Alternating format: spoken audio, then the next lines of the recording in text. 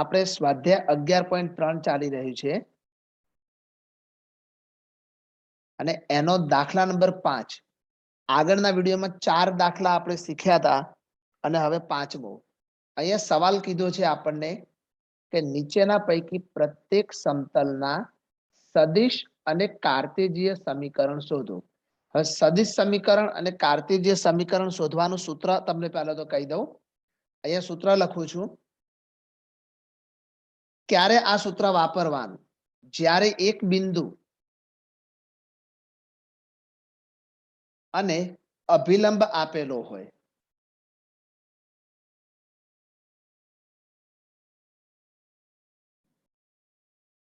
ત્યારે આપણે આ સૂત્ર વાપરીશું. તો પહેલા સૂત્ર યાદ રાખી લેજો. R vector minus A vector dot અભિલંબ એટલે કે એન વેક્ટર ઇક્વલ ટુ 0. હવે તમે જાણો છો કે આર વેક્ટર એટલે શું? તો આર વેક્ટરની જગ્યાએ આપણે જ્યારે સદિશ સમીકરણ લખતા હોઈએ ને ત્યારે આર વેક્ટરની જગ્યાએ આર વેક્ટર જ રાખવાના હોય. એ વેક્ટર એટલે બિંદુ. આ છે બિંદુના નામ અને આ છે અભિલંબ. એટલે બિંદુ અને અભિલંબની જરૂર હોય અને એ જ બંને આપણને અહીંયા આપેલું છે. એટલે એના ઉપરથી આપણે આ સમીકરણ સદિશ સમીકરણ મેળવીશું. હવે કાર્ટેજીય સમીકરણ મેળવવું હોય ને તો ફક્ત આર વેક્ટરની જગ્યાએ X I cap plus Y J cap plus Z K cap મૂકી દઈએ અને પછી એનું સિમ્પ્લિફાઈ કરીએ સદિશ સમીકરણનું તો સીધા જ આપણે કાર્ટેજીય સમીકરણમાં પહોંચી જઈશું. ચાલો તો આમાં 2 દાખલા સેમ ટુ સેમ છે. એમાંથી હું એક કરાવીશ અને બીજો તમારે જાતે કરવાનો છે. બરાબર? અને પ્રેક્ટિસ તમારે થોડી કરી લેવાની. ચલો બિંદુ અહીંયા આપેલું છે દેખો. તો એની ઉપરથી આપણે એનો સદિશ લખવો હોય તો શું લખી શકીએ? તો સદિશ આવશે અહીંયા 1 આઈ કેપ પ્લસ 0 જે કેપ. લખવાની જરૂર નથી છતાં બી લખવું હોય તો લખીએ છીએ. બરાબર? 0 જે કેપ માઇનસ 2 કે કેપ. તો આ રીતે આપણને એ વેક્ટર મળી જશે. તો ચલો બિંદુ મળી ગયું. હવે અભિલંબ પણ આપણને આપેલો છે. અહીંયા જોઈ શકાય છે. આ અભિલંબ છે જેને કહીશું આપણે એન વેક્ટર. તો એન વેક્ટરમાં આવશે આઈ જે અને K. I cap plus J cap minus K cap. તો દેખો એ વેક્ટર અને એન વેક્ટર આ બંને મળી ગયું છે. તો બસ તો હવે સમતલનું સદિશ સમીકરણ આપણે મેળવીશું. સમતલનું સદિશ સમીકરણ. એના માટે એની ફોર્મ્યુલા તમને આવડતી હોવી જોઈએ. જે મેં તમને કહી દીધી છે કે R vector minus A vector dot N vector equal to 0. ચલો દરેકની વેલ્યુ આપણે અપ્લાય કરીશું. તો આર વેક્ટરને તો કંઈ જ નથી કરવાનું. Minus A vector. તો એ વેક્ટરના જે બી યામ છે આઈ કેપ 0 જે કેપ લખવાની જરૂર નથી. તો માઇનસ 2 કે કેપ. અને પછી આ બંનેની સાથે ડોટ કરવાનું છે એન વેક્ટર. તો આમને આપણે અલગથી એક કૌંસમાં રાખી દઈએ આ રીતે અને ડોટ. હવે એન વેક્ટર પણ આપણી સામે અવેલેબલ છે. I cap plus J cap minus K cap equal to 0. દેખો આ થઈ ગયું સદિશ સમીકરણ. સદિશ સમીકરણમાં બસ આટલું જ કરવાનું છે, બીજું કંઈ જ નથી કરવાનું. અને હવે આપણે લખીશું કાર્ટેજીય સમીકરણ. તો કાર્ટેજીય સમીકરણ પણ બહુ જ ઈઝી હોય છે. આમાં તો સમતલનું કાર્ટેજીય સમીકરણ. ચાલો હવે એમાં શું કરીશું આપણે? તો આમાં સિમ્પલ વસ્તુ છે. ફક્ત આર વેક્ટર બરાબર મેં અહીંયા તમને કહી દીધું છે. જુઓ X I cap plus Y J cap plus Z K cap લેતા બસ ખાલી જે આપણું સદિશ સમીકરણ છે એની અંદર આર વેક્ટરની વેલ્યુ આપણે ખાલી અપ્લાય કરવાની રહેશે. તો મળશે શું? તો જોઈ શકાય છે અહીંયા જે આર વેક્ટર દેખાય છે એની જગ્યાએ મૂકીશું X I cap plus Y J cap plus Z K cap. પછી માઇનસ આ પાછળનો ભાગ છે તો આપણે કૌંસ ખોલી નાખીએ. ચલો આમના માટે તો શું થઈ જશે? નિશાની બદલાશે એટલે minus I cap plus 2k cap. પછી આવશે ડોટ, જે n વેક્ટરના બધા યામ છે, I cap plus J cap minus K cap equal to 0.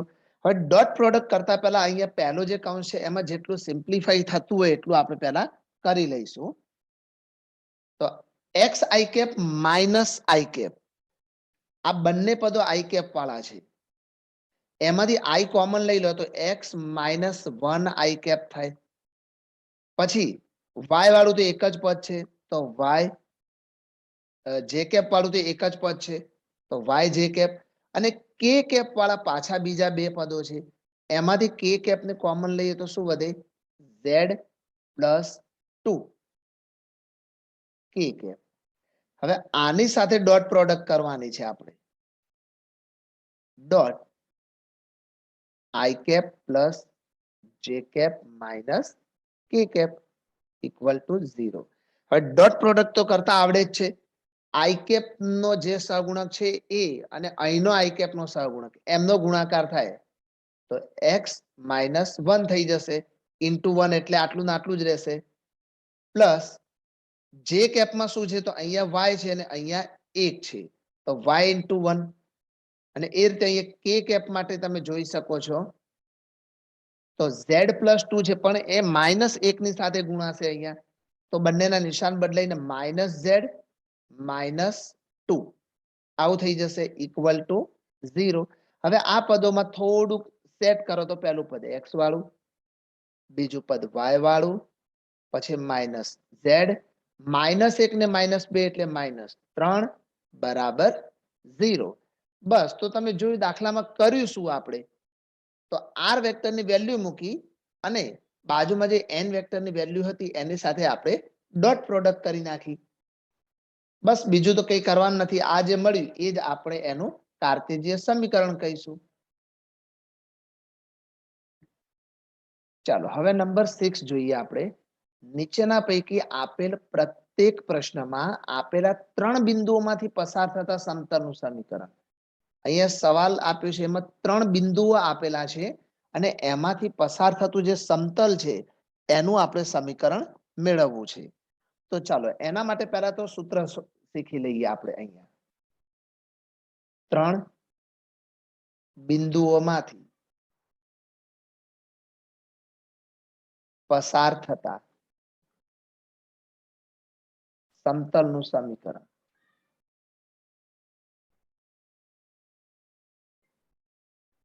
ચલો એનું આપણે સૂત્ર શીખીશું. અહીંયા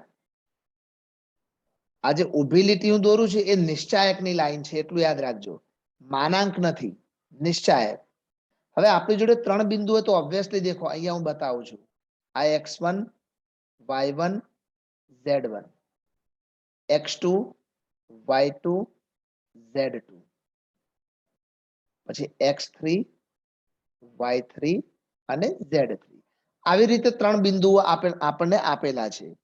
તો અહીંયા પહેલા લઈશું x y અને z. જ્યારે કોઈ પણ સમીકરણ બનાવવાનું એમાં x y z તો હોય ને હોય.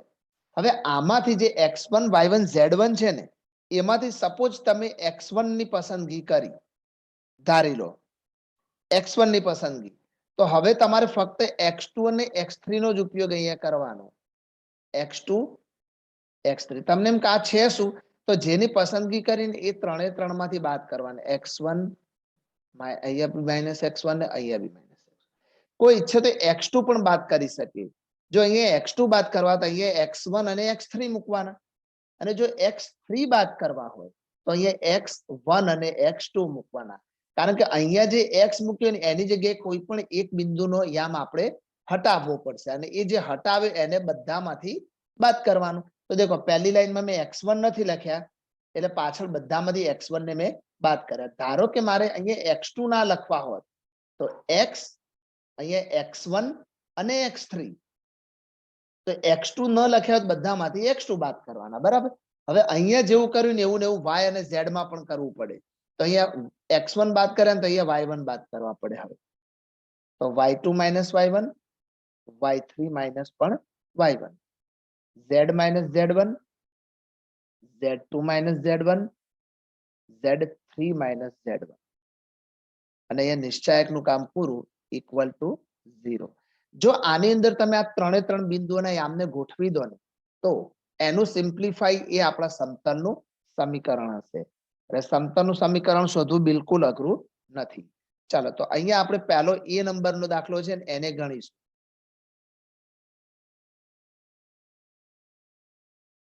ચાલો એક મિનિટ, એને ગણવાનો ટ્રાય કરીશું. એમાં x1 બરાબર શું લેવાના છે તો આપણે લખી દીધા છે. દેખો 1, y1 એટલે પણ 1 અને z1 એટલે -1. એટલે બીજું બિંદુ શું છે x2. x2 એટલે 6, y2 એટલે 4 અને z2 એટલે -5. x3 એટલે -4, y3 એટલે -2, z3 એટલે 3. હવે આ તમામે તમામ બિંદુઓને આપણે આ સૂત્રની અંદર ગોઠવી દઈશું. એટલે સૂત્ર ફરીથી નથી લખતા, આપણે અહીંના એ દાખલો ગણવાની શરૂઆત કરીશું આની જોડે. તો x minus x1, x1 તમે જોઈ શકો છો 1 છે અહીંયા. પછી x2 minus x1, ચલો x2 ની વેલ્યુ કેટલી છે અહીંયા 6, -1 અને -4, -1. એટલે અહીંયા આવશે y minus y1, y1 પણ 1 છે અહીંયા, y2 છે 4, -1, અહીંયા -2, -1. આ બધી કિંમતો બાજુમાં મેં લખી છે, એમાંથી જ આપણે લખવાની રહેશે. z minus z1, z1 ની વેલ્યુ -1 છે એટલે એ -1 બીજા મૂકો તો માઇનસ માઇનસ શું થઈ જાય અહીંયા +1. એ રીતે z2 ઓછા ઓછા 1 એટલે +1 થશે. z3 3 આપેલા છે અને ઓછા z1 એટલે -1 ઇક્વલ ટુ 0. અહીંયા આવશે x -1, 6 માંથી 1 જાય તો 5, -5, પછી અહીંયા y -1, 3, -3, z +1, પછી અહીંયા -4, અહીંયા 4 ઇક્વલ ટુ 0. ચલો હવે આપણે આનું સિમ્પ્લિફાઈ કરવાનો ટ્રાય કરીશું. અહીંયા સાઈડમાં આપણે આ બાજુ લખીએ છીએ. હવે આના પછીની લાઈન અહીંયા લખીએ છીએ, બરાબર. હવે જુઓ x -1 તો પહેલા એમના એમ રહેશે. એમની રો કોલમ કેન્સલ, એટલે અહીંયા 4 તરી 12 ઓછા 3 ગુણ્યા એટલે -3 ગુણ્યા -4 એટલે +12. પછી વચ્ચેનું પદ આવે ત્યારે આપણે માઇનસમાં લખીએ છીએ y -1. એમની સાથે રો કોલમ કેન્સલ, 5 ચોક 20 ઓછા -5 અને -4 એટલે +20 થઈ જશે. પછી z +1, એમની સાથે શું આવશે એ જોઈ લઈએ આપણે. તો 5 તરી -15 ઓછા -5 ગુણ્યા 3 એટલે -15 એટલે માઇનસ માઇનસ +15 ઇક્વલ ટુ શું છે સામે 0. હવે દેખો આમનો ગુણાકાર કરવાનો છે, પણ આ 12 માંથી 12 જાય તો શું વધે અહીંયા 0 થઈ જાય, અને 0 ગુણ્યા ગમે તે જવાબ શું થઈ જશે 0. એવી રીતે અહીંયા પણ 0 થશે, 0 ગુણ્યા y -1 એટલે એ બી 0 અને આ પણ 0 થશે. તો આનો અર્થ શું મળ્યો આપણને 0 ઇક્વલ ટુ 0 મળ્યો. આવું થવું ના જોઈએ, પણ છતાં બી આવું થયું. તો એનો અર્થ એવો થયો કે આપણને જે 3 બિંદુઓ આપેલા હતા ને, આ 3 બિંદુઓ એ સમરેખ કહેવાય. તો આના ઉપરથી એક શરત મળી ગઈ આપણને. જો તમે આ સૂત્ર વાપરો અને એનો જવાબ અહીંયા ભલે ઇક્વલ ટુ 0 આપ્યો છે એ વસ્તુ અલગ છે, પણ ન આપ્યો અને એવું કીધું કે આ 3 બિંદુઓ સમરેખ છે કે નહીં એ ચકાસો, તો તમારે 3 ને આ રીતે નિશ્ચાયક શોધવાનો. જવાબ 0 આવે તો કહી દેવાનું કે એ 3 બિંદુઓ સમરેખ છે. તો અહીંયા આપણને ડાબા અને જવાબ બંને 0 મળી, એનો મતલબ શું કહેવાય? આપેલા 3 બિંદુઓ સમરેખ છે. તો અહીં કહી શકાય કે આપેલા બિંદુઓ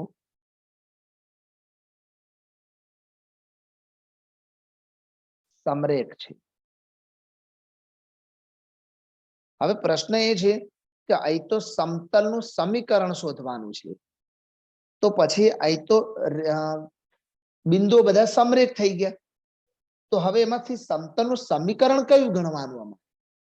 તો અહીં સમતલનું સમીકરણ પ્રોપર કોઈ મળે જ નહીં. કેમ કે આની અંદરથી અસંખ્ય સમતલ પસાર થશે. લાઈક બતાવું તમને, એક વસ્તુ બતાવું છું અહીંયા. સપોઝ કરો કે એક રેખા છે અને આ રેખા ઉપર 3 બિંદુઓ છે ABC, 3 બિંદુઓ. તો આ 3 બિંદુમાંથી કેટલા સમતલ પસાર થાય? દેખો આ ત્રણેય બિંદુઓ સમરેખ થઈ ગયા, એટલે આ ABC ની જેવા બની ગયા.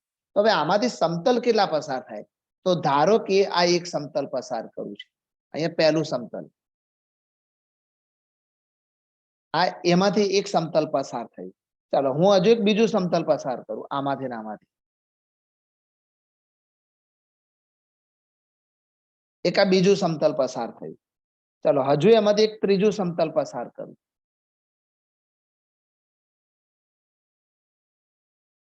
ત્રીજું. આવા કેટલા પસાર કરી શકાય? આવા અસંખ્ય પસાર કરી શકાય, જે એક જ સમતલમાંથી પસાર થાય. જેમ કે તમારો ચોપડો હોય તો ચોપડાની વચ્ચે સ્ટેપલરની પીનો મારેલી હોય છે. ધારો કે એ 3 બિંદુઓ છે, એમાંથી કેટલા બધા પેજ પસાર થાય છે વિચારો. અને એ પણ એક સામાન્ય ખાલી ચોપડાની જ વાત છે. એવા બધી બાજુ ગોળ સર્કલમાં જાઓ તો એવા અસંખ્ય સમતલ પસાર થતા હોય. અને એટલા માટે પ્રોપર તમે કોઈ એક સમીકરણ ન મેળવી શકો, તો કહી શકાય કે અહીં આપેલા બિંદુઓમાંથી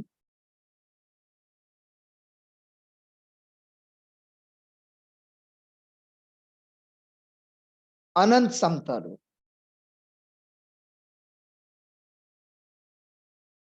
પસાર થાય છે. એક નહીં, બે નહીં, અસંખ્ય સમતલ. અને એટલા માટે પ્રોપર કોઈ સમતલનું સમીકરણ આપણને મળ્યું નહીં. પરંતુ બીજા દાખલાની અંદર આપણે જોઈશું ને, તો ત્યાં આપણને મળે છે કે નહીં એ આપણે હમણાં ગણીએ છીએ. ચાલો આમાં ને આમાં હવે જોઈએ દાખલા નંબર બી. આ બી જોઈએ, એમાં મેં થોડુંક રહેવા દીધું છે. દેખો અહીંયા x1 એટલે 1, x2 એટલે 1, અને સોરી x2 એટલે પણ 1, અને x3 એટલે -2. એ રીતે y1 એટલે 1, y2 એટલે 2, અને y3 એટલે પણ 2. z1 એટલે 0, z2 એટલે 1, અને z3 એટલે -1. બાજુમાં સૂત્ર આપણે લખેલું જ છે, એની અંદર બધી વેલ્યુ એપ્લાય કરીશું.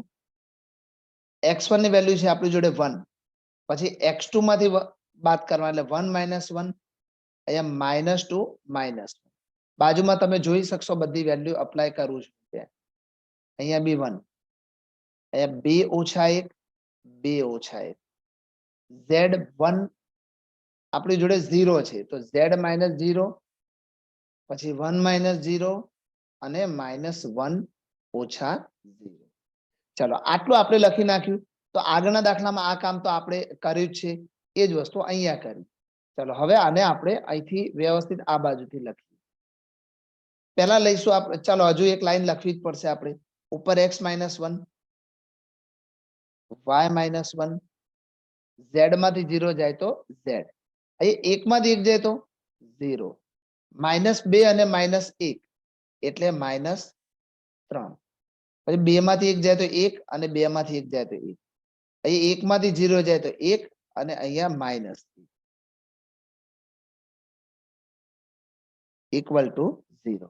ચાલો હવે x - 1 લઈશું આપણે.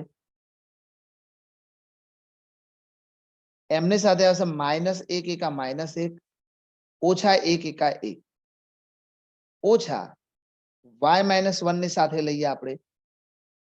તો ચાલો અહીંયા રો કોલમ કેન્સલ કરો. -1 × 0 એટલે 0, ઓછા -3 * 1 -3 એટલે +3 થશે. પછી આવશે z, એની સાથે જઈએ તો 1 × 0 એટલે 0, ઓછા -3 * 1 -3. Equal to 0. અહીંયા -1 અને -1 એટલે -2. આ -2 આ બંનેને ગુણો તો -2 ગુણ્યા x એટલે -2x અને -2 ગુણ્યા -1 એટલે +2. પછી અહીંયા વધ્યા છે 0 + 3 એટલે 3. તો 3 ગુણ્યા y એટલે 3y, પણ આગળ માઇનસ છે. અહીંયા 3 ગુણ્યા -1 એટલે -3 અને આગળના માઇનસ ના લીધે +3 થશે. અહીંયા સરવાળો 3 ગુણ્યા z એટલે 3z ઇક્વલ ટુ 0.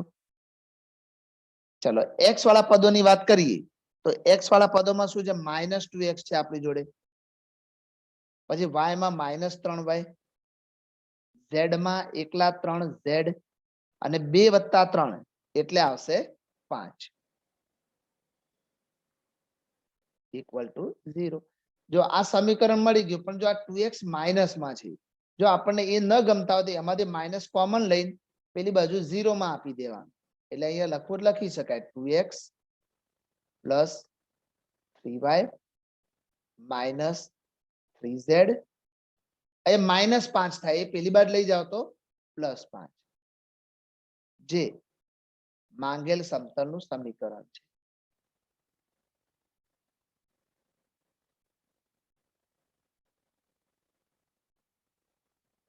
તો જોયું તમે, અહીંયા કઈ એવું થયું નહીં, આ સમીકરણ આપણને પ્રોપર મળી ગયું.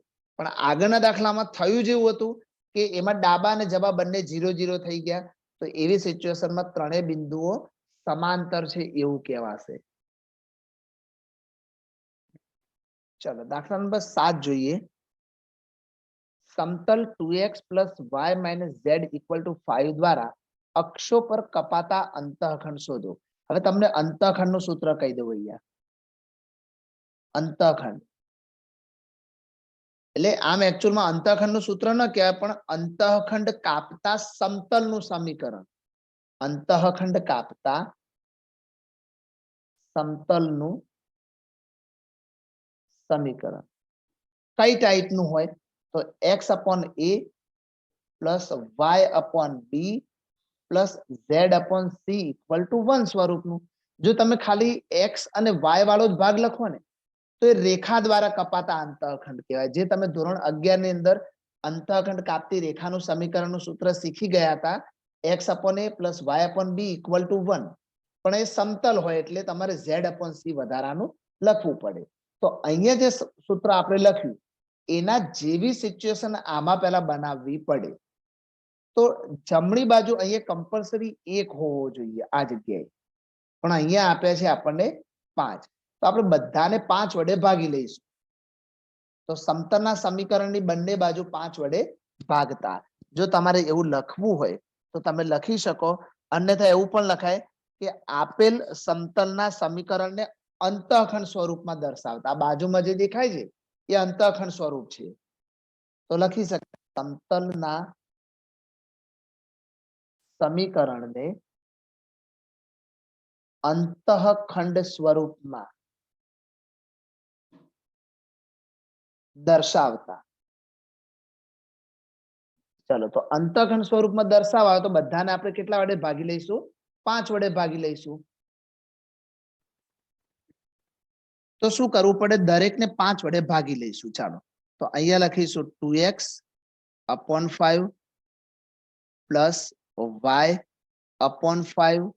- z/5 અને અહીંયા 5/5. તો બધાને 5 વડે ભાગી લીધેલા. અહીંયા તો 1 થઈ ગયો છે ઉડે, એટલે આ જ મેઇન હેતુ છે આપણો 1 લાવવાનો. હવે અહીંયા x y z તમે સૂત્રમાં જોશો ને તો સિંગલ છે, એની આજુબાજુ કઈ હોવું ના જોઈએ. તો અહીંયા 2 આપ્યા છે, એ ન ચાલે. તો એ 2 ને ક્યાં લઈ જઈશું આપણે? છેદના છેદમાં. એટલે અહીંયા બનશે શું? x/5/2 + y/5. હવે બીજી વાત કે દરેકની વચ્ચે પ્લસ જ હોય. જો નિયમ પ્રમાણે તો અહીંયા માઇનસ ના ચાલે, અહીંયા પ્લસ કરી દેવા પડે. તો એ માઇનસ આપણે અહીંયા 5 ને આપી દઈશું નીચે સાઈડમાં, અને બરાબર 1 થઈ જશે. હવે આ બંને સમીકરણો તમે સરખાવો એટલે હાલ જે મેળવ્યું એ અને અહીંયા જે મેળવ્યું હતું એ, આ બંનેને સરખાઈ લો એટલે આપણને અક્ષો પર કપાતા અંતઃખંડ મળી જાય. તો x ના છેદમાં હોય એને x અંતઃખંડ કહેવાય, y ની છેદમાં હોય એને y અંતઃખંડ અને z ના છેદમાં હોય એને z અંતઃખંડ કહેવાય. તો લખવું લખાય x અંતઃખંડ 5/2 y અંતઃખંડ 5 અને z અંતઃખંડ -5. તો આ રીતે આપણે અંતઃખંડોને મેળવી શકીએ છીએ. ચાલો નંબર 8 ની રકમ જો y અક્ષ પર 3 અંતઃખંડ વાળા અને ZOX સમતલને સમાંતર. હવે દેખો અહીંયા Z અને X આ બે જ વસ્તુ આપી છે એટલે Y આમાં નથી આપ્યું, એટલે Z અને X ને સમાંતર છે એટલે Z અને X ને તો છેદશે જ નહીં, જેને સમાંતર હોય એને તો છેદે જ નહીં. તો ZX સમતલના યામ એટલે Z અને X ના યામ 0 0 ગણાશે, એટલે આ યામ કોના ગણવાના? ફક્ત ને ફક્ત Y ના ગણવાના. તો ડાયરેક્ટ શું કીધું છે? સમતલને સમાંતર સમતલનું સમીકરણ. તો ડાયરેક્ટ આવશે y = 3. બસ આ એનો અંતઃખંડ છે એટલે ડાયરેક્ટ આવશે y = 3. બીજું કઈ જ નથી લખવાનું. તો માંગેલ સમતલનું સમીકરણ y = 3 થશે. નંબર 9 ની રકમ તમે જોશો એટલે થોડું ઘણું એવું લાગશે કે ક્યાંક જોયું જાણ્યું હોય. જેમ કે ધોરણ 11 માં રેખાઓ નામનું ચેપ્ટર હતું, એમાં એક આખું સ્વાધ્યાય આના જેવી મેથડનું છે. એમાં અહીંયા આપણને બે સમતલ આપે છે. ધોરણ 11 ની અંદર બે રેખાના સમીકરણ હતા, બસ આટલો જ ફરક હતો. અને એ બંનેના છેદ બિંદુમાંથી પસાર થતું જે સમતલ છે એના સમીકરણની વાત કરવાની છે. સપોઝ જો રેખા હોય તો કેવી રીતે હોય? આ એક રેખા, બીજી રેખા, આ બંનેના તમને સમીકરણ આપેલા હોય અને એ બંનેનું જે છેદ બિંદુ છે ને એમાંથી પસાર થતી જે ત્રીજી રેખા છે ને એનું તમારે સમીકરણ શોધવાનું 11માં આવતું હતું. અહીંયા આપણને એવું કીધું છે કે બે સમતલ આપી દીધા છે, છેદતા સમતલ. ધારો કે હું એક સમતલ દોરું છું અહીંયા,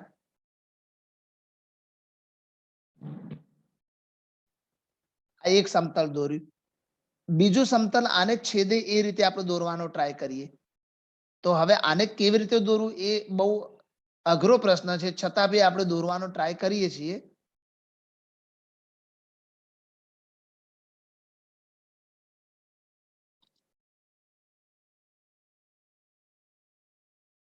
આ બંને એકબીજાને છેદે છે એવું માની લો.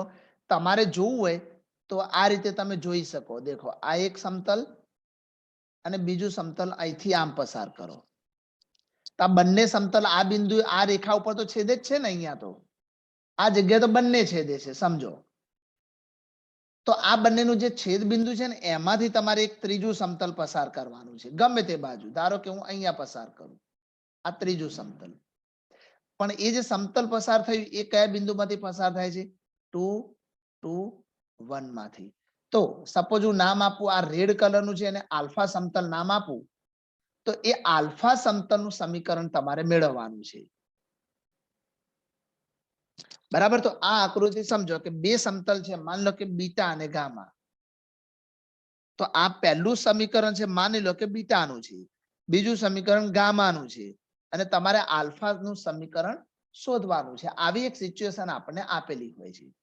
હવે આપણે રેખાઓના સૂત્રમાં જે હતું સેમ સૂત્ર, જે બંને છેદે છે અહીંયા, જે બંને સમતલના સમીકરણ આપ્યા છે એમના ઉપરથી સૂત્ર બની જાય કે ભાઈ એક સમતલનું સમીકરણ વત્તા લેમડા બીજા સમતલનું સમીકરણ = 0.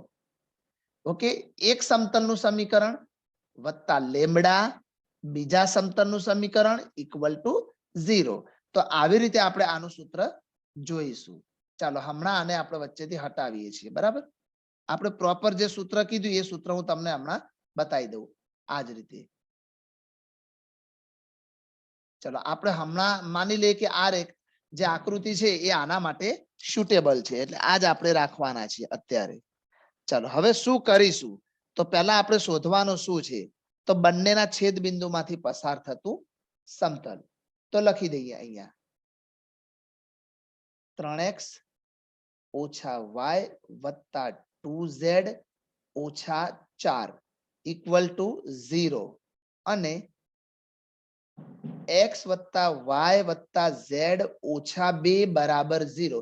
યાદ રાખો કોઈ અચળ પદ જમણી બાજુ આપ્યું હોય ને તો એને તમારે ડાબી બાજુ લાવી દેવાનું. બરાબર, જમણી બાજુ હંમેશા 0 બનાવી દેવાનું અને પછી તમારે અહીંયા એને અપ્લાય કરવાનું, નહીં તો ભૂલ પડવાના ચાન્સ રહેશે. એટલે આપણે અચળ પદને ડાબી બાજુ જ રાખીશું. અહીંયા બાય ડિફોલ્ટ આપણને આપેલું છે એટલે કોઈ ચિંતા નથી. ચાલો હવે આ બંનેમાંથી એટલે આ અને આમાંથી પસાર થતા સમતલનું સમીકરણ. તો દેખો સૂત્રમાં શું હશે, પહેલા એક સમતલનું સમીકરણ અહીંયા લખું છું 3x ઓછા y વત્તા 2z ઓછા 4. હવે ઇક્વલ ટુ 0 નહીં લખવાનું, વત્તા લેમડા. હવે બીજા સમતલનું સમીકરણ તો x વત્તા y વત્તા z ઓછા 2 બરાબર 0.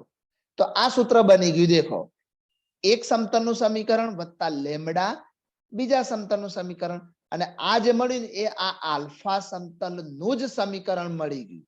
એટલે જવાબ આને જ ગણી શકાય. પણ એમાં જે આપણને લેમડા છે ને એ લેમડા શોધવો પડે. એ લેમડા શોધીને પછી આપણે આ જ સમીકરણમાં એને અપ્લાય કરીશું. આને નંબર 1 આપી રાખો. આમ આપણો જવાબ પરિણામ નંબર 1 એ આપણો જવાબ જ છે, પણ તકલીફ કોની છે? લેમડાની. તો એમણે આ એક શરત આપી છે.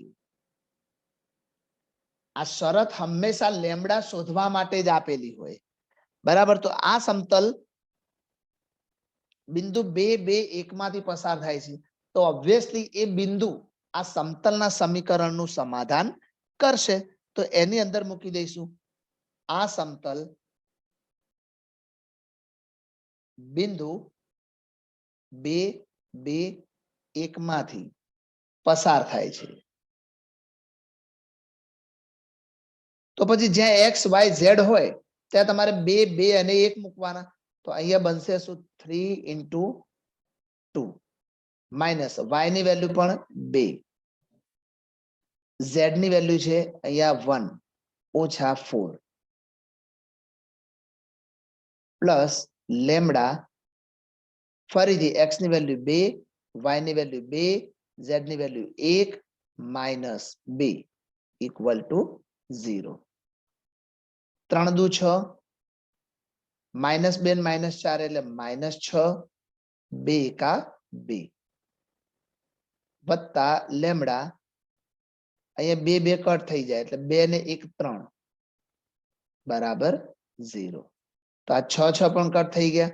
તો વધીશું 2 plus 3 lambda equal to 0. Plus 2 પેલી બાજુ જાય અને પછી 3 ભાગાકારમાં જાય એટલે લેમડા મળી જશે માઇનસ 2/3. ચલો લેમડાની વેલ્યુ મળી ગઈ. આ લેમડાની વેલ્યુ પરિણામ 1 માં મૂકો એટલે આપણો જવાબ મળી જશે. કારણ કે મેં પહેલા જ કીધું કે પરિણામ 1 જ આપણો જવાબ છે આમ તો જોવા જઈએ, પણ એમાં જે લેમડા ખૂટતો હતો એ મેળવવાનો હતો. એના માટે તમને એક શરત દરેક દાખલામાં આપેલી જ હોય. લેમડા મળી જાય એટલે લેમડાની કિંમત આમાં મૂકી દઈશું. તો લેમડા બરાબર માઇનસ 2/3 ને પરિણામ 1 માં મૂકતા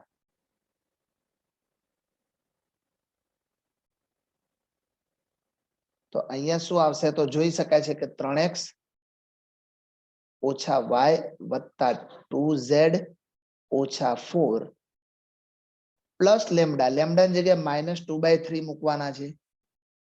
પછી જે x plus y plus z minus 2 equal to 0. હવે આ જે છેદનો તગડો છે આ કૌંસને ગુણી દઈએ અને આ બગડો આમને ગુણી દો એટલે કામ પૂરું થઈ જાય આપણું. લસા બસા કઈ લેવાની જરૂર ના પડે આમાં. 3 તારી 9x, અહીંયા 3y, 3 દુ 6z, 3 ચોક માઇનસ 12 એટલે માઇનસ 2 ગુણ્યા x એટલે માઇનસ 2x, પછી માઇનસ 2y, માઇનસ 2z અને 2 દુ 4 ઇક્વલ ટુ 0. ચલો થોડુંક સિમ્પ્લિફાઈ કરી લઈએ આમાં. આ 9x માંથી 2x જાય તો વધે 7x, -3 ને -2 એટલે -5y, 6z -2z. ભાઈ નેટ જતું રીતું, તમને હવે દેખાય છે સ્ક્રીન? બગા ઉભા રહો, સ્ક્રીન નહીં દેખાય, ઉભા રહો. Wait wait. હા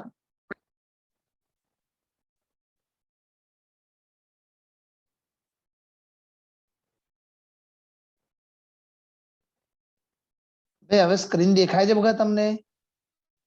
હા સર. હા, કેટલા સુધી તમે શીખ્યા? હા, જતું રીતું નેટ, મારું નેટ જતું રીતું, તમે તમારે ત્યાં નતું ગયું. ઉભા રહો, હું સ્ક્રીન તમારે જે જોઈએ ને લાવી દઉં. બગા 1 સેકન્ડ. હા ઓકે, આ કેટલા સુધી તમારામાં આવ્યો તો દાખલો બગા?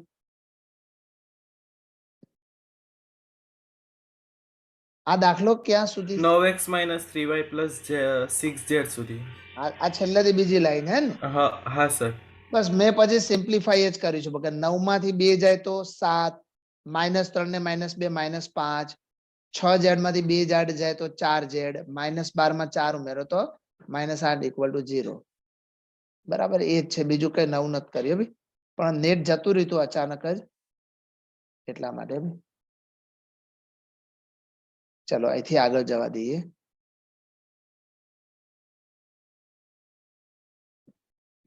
ચલો તો આનું સિમ્પ્લિફાઈ કર્યા પછી આપણે જે સમીકરણ મળ્યું એ માંગેલ સમતલનું સમીકરણ કહેવાય. ચલો નેક્સ્ટ દાખલો જોઈશું આપણે, નંબર 10. આમાં પણ ખાસું એવું એના જેવું જ છે, પણ થોડુંક ટેકનિક બદલાણી છે. અહીંયા બી આપણને બે સમતલ જ આપ્યા છે. દેખો, આ એક સમતલનું જ સમીકરણ છે, આ સદિશ સમીકરણ છે. અને સદિશ સમીકરણ હોય તો એમાં આર વેક્ટર આપેલા હોય. તે X Y Z I cap J cap ને કે કેપ અપ્લાય કરો તો તમને એ ત્યાં કાર્ટેશિય મળી જાય. એ રીતે બંને આપણને સમીકરણ આપેલા છે, અને બંને કેવા આપ્યા છે? સદિશ સમીકરણ આપેલા છે બંને. અને એ બંનેના છેદ બિંદુમાંથી તથા એક બિંદુ આપ્યું છે એમાંથી પસાર થતા સમતલનું સમીકરણ. તો હમણાં જે શીખ્યા same to same, method same છે, થોડી ગણતરી અલગ આવશે. ચાલો તો અહીંયા લખી, બંને સમતલના છેદ બિંદુ માંથી પસાર થતી અથવા પસાર થતા સમતલનું સમીકરણ. ચલો સૂત્ર હમણાં જેમ શીખ્યા એ જ રીતે, પણ મેં એમાં બી એક વાત કરી હતી, આમાં ફરીથી કરું કે અચળ પદ હંમેશા છે ને એ ડાબી બાજુ હોવું જોઈએ. એટલે આને પેલી બાજુ લઈ જઈશું અને આને પણ ત્યાં લઈ જઈશું. અને અહીંયા લખીશું એક સમતલનું સમીકરણ, જેમ કે R vector dot 2y cap plus 2j cap minus 3k cap. અને આ +7 પેલી બાજુ જાય એટલે શું મળશે આપણને? -7. તો આ આવી ગયું એક સમતલનું સમીકરણ. પ્લસ લેમડા, હવે બીજા સમતલનું સમીકરણ, તો R vector dot 2y cap plus 5j cap plus 3k cap, અને 9 ને પેલી બાજુ લઈ જાઓ તો -9 = 0. તો તમે જોઈ શક્યા કે દાખલામાં સેમ આગળના જેવું જેવું આપણે કામ અહીંયા કર્યું છે. પણ હવે એવું કીધું છે કે કયા બિંદુમાંથી પસાર થાય છે? 2, 1 અને 3. તો આ બિંદુમાંથી પસાર થતું ને, હવે સમજો આગળના દાખલામાં આપણે આર વેક્ટરની વેલ્યુ આવી મૂકતા હતા, xi cap plus yj cap plus zk cap. તો તમે એ ત્રણે ત્રણ આર વેક્ટરની જગ્યાએ તમે મૂકી દો અહીંયા. તો એમાં xi કેપ, yj કેપ અને zk કેપ અહીંયા પણ આવશે અને અહીંયા બી આવશે. પછી એના પછી જે બિંદુમાંથી પસાર થતું હોય 2, 1, 3 માંથી, તો તમે x y z ની જગ્યાએ 2, 1 અને 3 તો મૂકવાના જ છો.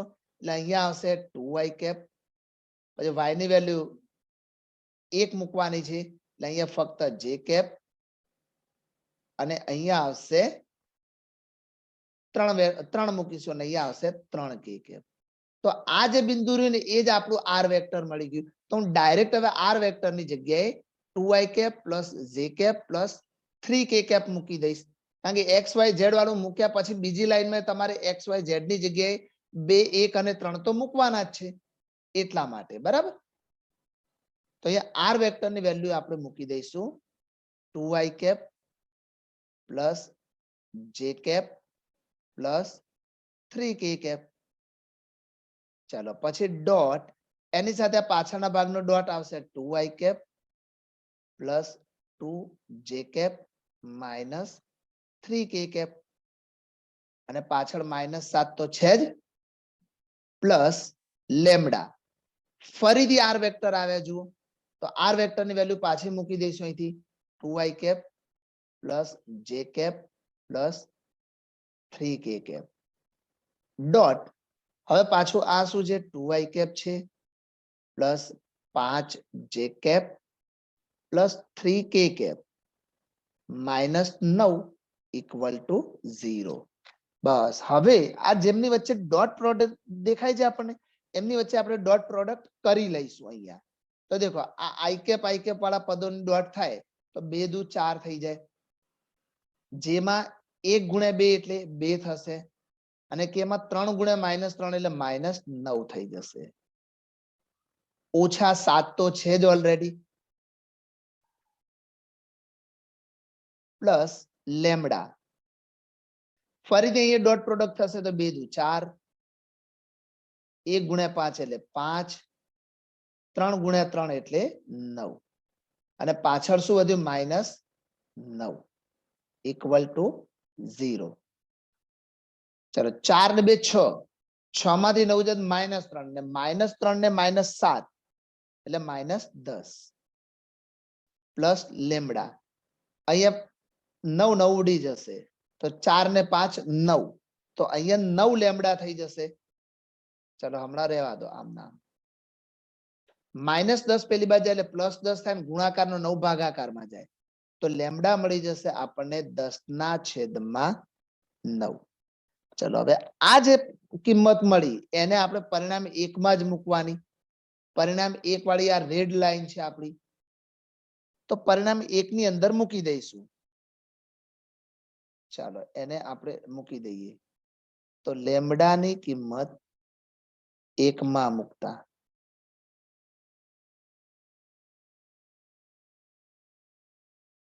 તો ત્યાં આપણને આપેલું છે આર વેક્ટર ડોટ, બીજું બધું એમના એમ રહેશે, ફક્ત લેમડાની જ વેલ્યુ મૂકવાની છે આપણે. 2y cap plus 2j cap minus 3k cap -7 plus લેમડાની વેલ્યુ આપણે મૂકી દઈશું 10/9. બાજુમાં શું આવશે, તો R vector dot 2y cap plus 5j cap plus 3k cap -9 equal to 0. હવે જ્યાં 9 છે એ ગુણાશે આગળના ભાગમાં અને 10 ગુણાઈ જશે પાછળના ભાગમાં, તો એ બંનેને આપણે અંદર અંદર પહેલા ગુણી નાખીએ. ચાલો તો 9 ગુણીશું તો અહીંયા મળશે આપણને 9 આર વેક્ટર ડોટ.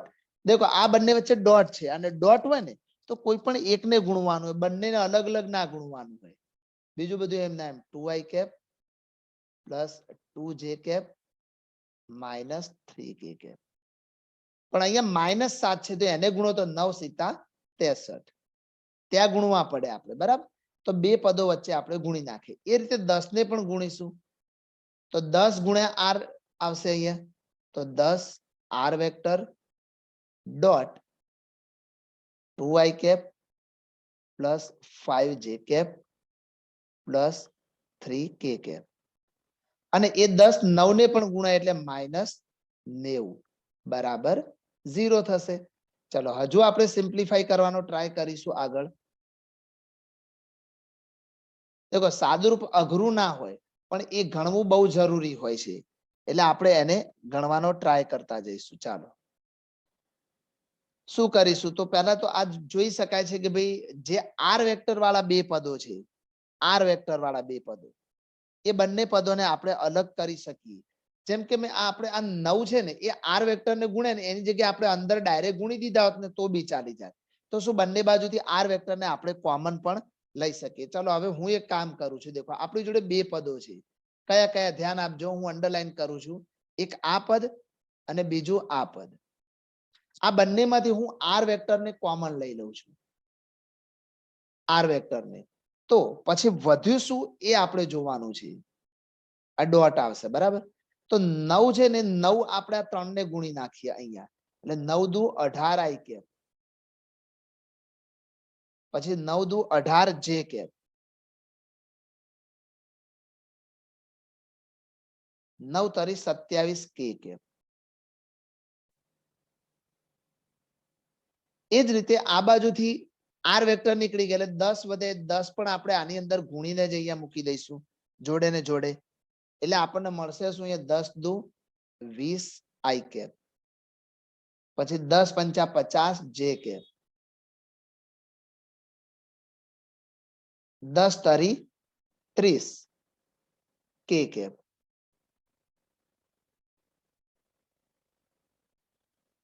ચલો આ બંનેમાંથી નીકળી ગયું. હવે -63 અને -90 એમનો સરવાળો થાય તો 9 ને 6 15 એટલે -153 ઇક્વલ ટુ 0. આ રીતે બને. હવે અંદર જે પદો સમાન બને એમને થોડાક ભેગા કરી નાખો તો આર વેક્ટર તો રહેશે જ રહેશે. 18 અને 20 38 આઈ કેપ. પછી 18 અને 15 સોરી 50 50 60 ને 68 જે કેપ. અને 30 માંથી 27 જાય તો 3 કે કેપ. અને પાછળ વધ્યા -153. તમારે આમને પેલી બાજુ લઈ જવાય કારણ કે જો અહીંયા અચળ પદો બધા પેલી બાજુ હતા. એવી રીતે લઈ જવા તો +153 થઈ જાય. ના લઈ જાવ તો ચાલે. જે સમતલનું સમીકરણ છે. જે સમતલનું સમીકરણ છે. ઓકે તો દાખલો તમે જોશો ને શાંતિથી તો આગળનો અને આ બંને લગભગ સેમ છે પણ અહીંયા આર વેક્ટર આપેલા હતા. એટલે આપણે શું કામ કર્યું? આર વેક્ટર રહેવા દીધા એમના એમ. પછી આર વેક્ટરમાં એક્સ વાય અને ઝેડ આવે એમની જગ્યાએ જે બિંદુમાંથી પસાર થાય એ એનું સમાધાન કરે. એટલે એક્સ વાય ઝેડ ની જગ્યાએ 2 1 અને 3 અપ્લાય કરે અને ડાયરેક્ટ આર વેક્ટરની વેલ્યુ અહીંયા એ રીતે મૂકી દીધી. બરાબર. પછી સિમ્પ્લિફાઈ કરીને લેમ્ડા શોધ્યા અને લેમ્ડાની વેલ્યુ પરિણામ 1 માં મૂકી દીધી અને એનું સિમ્પ્લિફાઈ કર્યું. પણ આર વેક્ટરને આપણે એમાં આર વેક્ટરની જેમ અલગ જ રાખવાનું અને દાખલાને આપણે ગણી શકીએ.